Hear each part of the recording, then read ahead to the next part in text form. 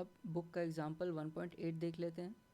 इसमें क्वेश्चन है, a spherical water balloon is revolving at 60 rotations per minute. In the course of time, 48.8% of its water leaks out. With what frequency will the remaining balloon revolve now? Neglect all non-conservative forces. तो इस question में पूछा है कि initially एक water balloon है sphere के shape में जो 60 रोटेशंस पर मिनट पे घूम रहा है। अब धीरे धीरे घूमने की वजह से 48.8% ऑफ इट्स वाटर वो निकल जाता है उसमें से या लीक कर जाता है। तो अब पूछ रहा है कि अब वो कितनी फ्रीक्वेंसी से रिवॉल्व करेगा। तो इसमें पहले तो समझना पड़ेगा कि उसकी फ्रीक्वेंसी चेंज क्यों होगी। इनिशियली अगर वो 60 रोटेशंस पर मिनट पे घूम रहा था तो अब उसकी फ्रीक्वेंसी उसके पानी लीक हो जाने से चेंज क्यों हो रही है। तो जैसे जैसे वाटर स्फेरिकल बलून से निकलेगा तो उसका टोटल वॉल्यूम जो है वो कम हो जाएगा। तो टोटल वॉल्यूम कम होगा, उसकी वजह से उसका रेडियस कम हो जाएगा क्योंकि वो स्फेरिकल शेप में है। तो जैसे उसका रेडियस कम होगा तो उसका मोमेंट ऑफ इनर्शिया चेंज हो जाएगा क्योंकि उसका मास भी कम हो गया और उसका रेडियस भी चेंज हो गया।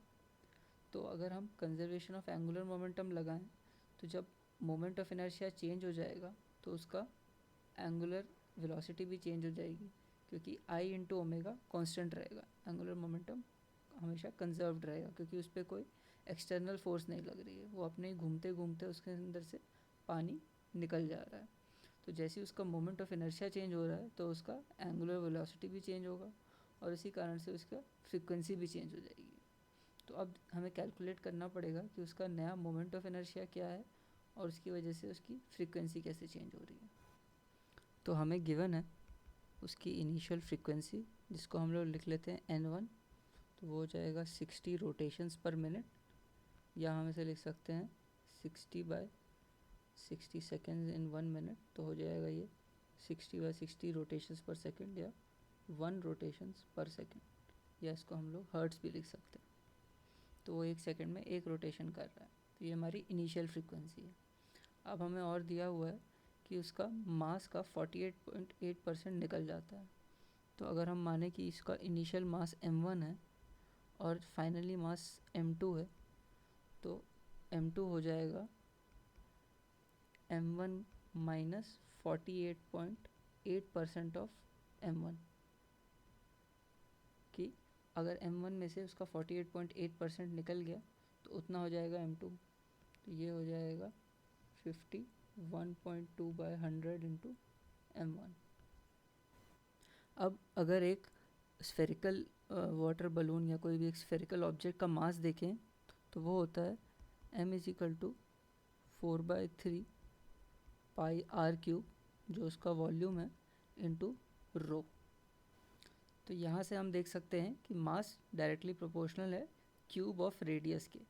तो इससे हम लोग लिख सकते हैं कि जो m1/m2 होगा और उसको रेडियस के टर्म्स में लिखें तो वो हो जाएगा r1³ / r2³, क्योंकि बाकी सारे टर्म्स कांस्टेंट हैं, उसका डेंसिटी कांस्टेंट है और 4/3 पाई भी कांस्टेंट है। तो अगर हमें रेडियस का रेशियो निकालना है तो वो हो जाएगा r1/r2 is equal to m1/m2 का पावर 1/3, क्योंकि रेडियस के क्यूब के प्रोपोर्शनल थे तो इनका अगर रेशियो निकालेंगे तो ये निकलेगा। अब हमें पता है m2 जो है वो इक्वल टू 51.2/100 m1। तो अगर हम लोग m1/m2 निकालेंगे तो वो निकलेगा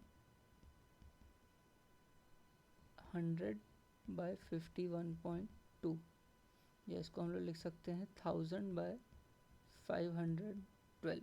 तो हमने ऐसा क्यों किया, क्योंकि अब हमें अगर r1/r2 निकालना है तो वो है m1/m2 का पावर 1/3। तो ये हो जाएगा 1000/512 का पावर 1/3। अब यहाँ पे 1000 होता है 10 का क्यूब और 512 होता है 8 का क्यूब, ये याद रखना इम्पोर्टेंट है।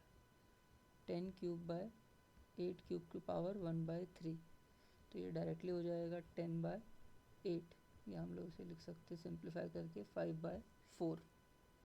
तो अब हमें पता चल गया दोनों ऑब्जेक्ट का मास का रेशियो जो है m1/m2 इज इक्वल टू 1000/512 और हमें दोनों के रेडियस का रेशियो पता चल गया r1/r2 जो है 5/4। अब अगर मोमेंट ऑफ इनर्शिया देखें तो स्फीयर का होता है 2/5 इंटू mr²। बट हमें कोई भी ऑब्जेक्ट हो, बस हमें इतना जानना ज़रूरी है कि जो मोमेंट ऑफ इनर्शिया है वो प्रोपोर्शनल होता है m इंटू r² के लिए। तो अगर ये क्वेश्चन में स्फीयर की जगह कोई भी ऑब्जेक्ट दिया होता, बस हमें इतना जानना ज़रूरी है कि मोमेंट ऑफ इनर्शिया प्रोडक्ट होता है मास और रेडियस के स्क्वायर का और डायरेक्टली इस पर प्रोपोर्शनल होता है, हमें एग्जैक्ट वैल्यू जानने की ज़रूरत नहीं। तो हम लोग अगर रेशियो निकाल सकते हैं I1/I2, तो I1 है इनिशियली जब वो 60 रोटेशंस पर मिनट पे घूम रहा है, और I2 जब उसने अपना 48.8% वाटर लूज़ कर दिया है स्फेरिकल बलून में। तो इसका जो रेशियो होगा वो हो जाएगा m1r1² बाय m2r2², और इसके अगर जो भी कांस्टेंट होगा वो कैंसिल हो जाएगा। तो इसको हम लोग लिख सकते हैं m1/m2 इंटू r1/r2 का होल स्क्वायर, और ये इक्वल हो जाएगा 1000/512 इंटू 5/4 का स्क्वायर, तो ये हो जाएगा 25/16। अब हम लोग principle of conservation of angular momentum लगाएंगे, जो रिप्रेजेंट होता है I omega is equal to constant, या हम लोग बोल सकते हैं I1 omega 1 is equal to I2 omega 2। अब ओमेगा होता है 2 इंटू फ्रीक्वेंसी 2πn, तो ऐसे हम लोग ओमेगा 1 और ओमेगा 2 को रिप्लेस कर देंगे, तो उससे निकलेगा I1 into 2πn1 is equal to I2 into 2πn2। यहाँ से 2π कैंसिल हो जाएगा, तो हमारे पास निकलेगा n2 is equal to I1/I2 into n1। और यहाँ पे हमें अब n1 की वैल्यू हमें पता है 1 रोटेशंस पर सेकेंड है, तो I1/I2 का फॉर्मूला यहाँ से हम लोग डाल देंगे 1000/512 इंटू 25/16 इंटू 1। तो ये वैल्यू अप्रॉक्सीमेटली निकलेगी 3.052 रोटेशंस पर सेकेंड। तो ऐसे हम conservation of angular momentum use करके कोई ऑब्जेक्ट है अगर वो अपना मास लूज़ कर रही है रोटेशन के टाइम, तो उससे हम लोग उसकी नई फ्रीक्वेंसी निकाल सकते हैं या नई एंगुलर वेलोसिटी निकाल सकते हैं। नेक्स्ट एग्जांपल 1.9 है। A ceiling fan having moment of inertia 2 kg/m² attains its maximum frequency of 60 rpm in 2 pi seconds. Calculate its power rating.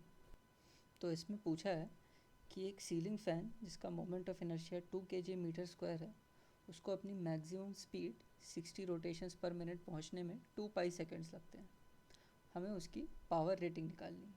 Power rating मतलब कि कितना पावर वो कंज्यूम कर रहा है पर सेकेंड जब वो अपनी मैक्सिमम स्पीड पे हो। तो सबसे पहले तो हमें उसका एंगुलर एक्सेलरेशन निकालनी पड़ेगी इनिशियली जब वो 0 से 60 rpm में पहुंच रहा है।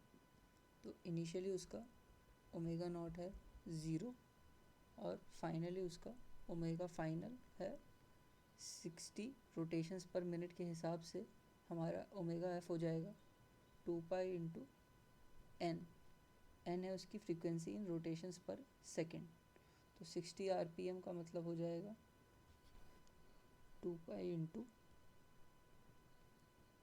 60/60 रोटेशंस पर सेकेंड या हर्ट्ज, तो ये हो जाएगा फाइनली 2 रेडियंस पर सेकेंड। ये उसकी हो जाएगी फाइनल एंगुलर वेलोसिटी। तो एंगुलर एक्सेलरेशन हम लोग निकाल सकते हैं omega final minus omega naught upon total time taken, तो ये हो जाएगा 2 माइनस 0/2 सेकेंड्स, तो ये हो जाएगा 1 रेडियन पर सेकेंड स्क्वायर। अब हमें निकालना है उसकी पावर रेटिंग। तो पावर रेटिंग निकालने के लिए हम लोग यूज़ करेंगे formula P is equal to torque into omega. जैसे हम लोग पावर फोर्स में निकालने के लिए यूज़ करते थे F इंटू वी, वैसे ही उसकी एनालॉगसली हम लोग यूज़ करते हैं टाउ इंटू ओमेगा, उसकी पावर रेटिंग। तो ये हो जाएगा, टाउ हमारा हो जाता है आई इंटू अल्फ़ा, और हमें पता है उसका ओमेगा फाइनल क्या है। तो यहाँ से निकलेगा हमें आई है उसका 2 kg पर मीटर स्क्वायर, अल्फ़ा हमने निकाला 1 रेडियंस पर सेकेंड स्क्वायर, और उसकी फाइनल एंगुलर वेलोसिटी है 2 पाई रेडियंस पर सेकेंड। तो यहाँ से उसका पावर निकलेगा 4 पाई वॉट, या ये इक्वल हो जाएगा 12.56 वॉट। इतना पावर कंज्यूम करता है फ़ैन पर सेकेंड जब वो अपने मैक्सिमम स्पीड पे होता है। और बुक में आंसर थोड़ा सा गलत दिया हुआ है, उसमें फाइनल फ्रीक्वेंसी जो है वो 1 रोटेशंस पर सेकेंड लेने की बजाय 2 रोटेशंस पर सेकेंड ले लिया है। उसकी वजह से ओमेगा और अल्फ़ा दोनों की वैल्यू गलत आ रही है और डबल आ रही है, इसलिए आंसर 4 टाइम्स हो जा रहा है। बट करेक्ट आंसर हो जाएगा 12.56 वॉट।